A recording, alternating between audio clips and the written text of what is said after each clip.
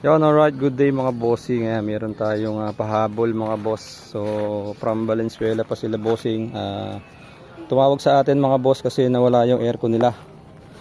Ayun, so pagdating dito sa shop mga bossing, chinek natin.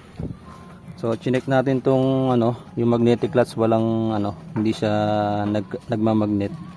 Ngayon, kinalas natin yung pulley. So, ito yung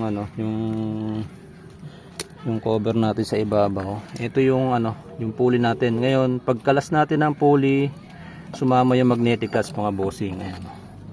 So, ayan yung itsura ng magnetic clutch niya. Ayan mga boss. So, sa observation ko mga bossing, hindi nalagyan ng lock tong itong magnetic clutch, kaya nasunog itong magnetic clutch mga boss, kung mapapansin nyo. Ayan. So, ngayon mga boss, kapapagawa lang daw nito mga bossing. So ilang buwan pa lang daw yata, 2 buwan pa lang mga boss. Ayan, ayusin na lang natin mga bossing kasi galing pa silang Valenzuela. So pinapunta natin kahit hapon na kasi alanganin na bukas. Ayan. So papalitan lang natin ng magnetic clutch mga bossing. Okay na to mga boss. Mga bossing, ito yung clutch, magnetic clutch natin mga boss. So ito yung nangyari sa magnetic clutch niya mga bossing. Ayan, sunog na sunog mga bossing. Tapos yung lock sumama dito sa loob. So paghugot natin ng pulley, pumakat na siya sa pulley mga boss. Tapos sumama yung lock. Hindi natin alam kung sa lock tayo nagka-problema mga bossing. Ayan. So buti na lang mga boss, meron tayong pamalit agad. Kasi sa oras na to wala na tayong mabibilang, gabi na. Ayan. So madilim na, tsaka holiday na bukas, November 1 na bukas mga bossing. Ayan. So ayan, sana mabuo natin mga boss para makauwi sila sir ng maayos. Yo mga bossing, ginabi na tayo mga boss. Ayan so ayan, nakikabit na natin yung pulley dito sa aircon niya mga bossing. So gumagana yung aircon natin mga boss. Ayan So, pakita ko sa inyo yung magnetic natin.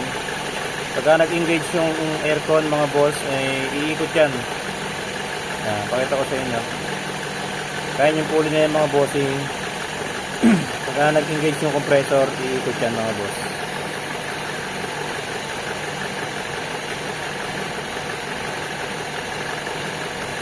Tayo mo lang mga bossing. Kaya mga boss, umiikot na yung natin, yung magnetic clutch natin.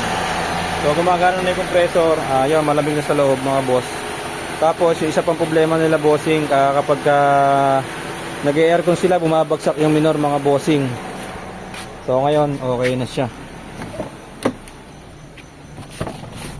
Ayan mga bossing, pagka nag-aircon si boss, bumabagsak yung idle. So ngayon mga bossing, ayan, naka-engage yung aircon natin, yung compressor.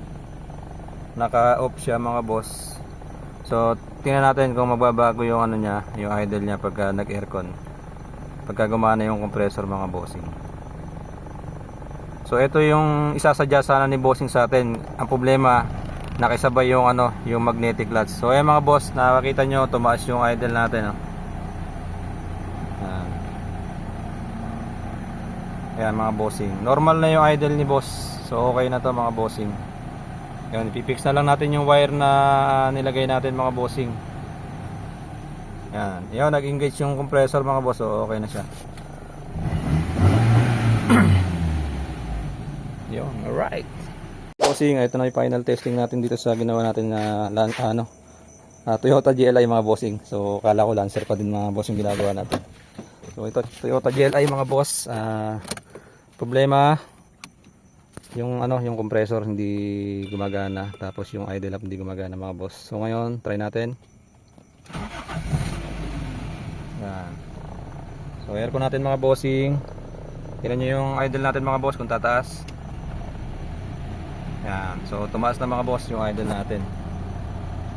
So yan okay na mga bossing. Yo. So i-rev ko mga boss. Yan, okay na mga bossing. So i-adjust lang natin yung vacuum mga boss, medyo mataas yung vacuum natin. Pero so far all good na to mga bossing, maiuwi na nila sir ng gumagana yung aircon mga boss. Kaya mga bossing, pauwi na sila sir ng Valenzuela mga bossing. No? So dinayo nyo tayo mga boss. Yan. Okay na yung kotse niya mga bossing.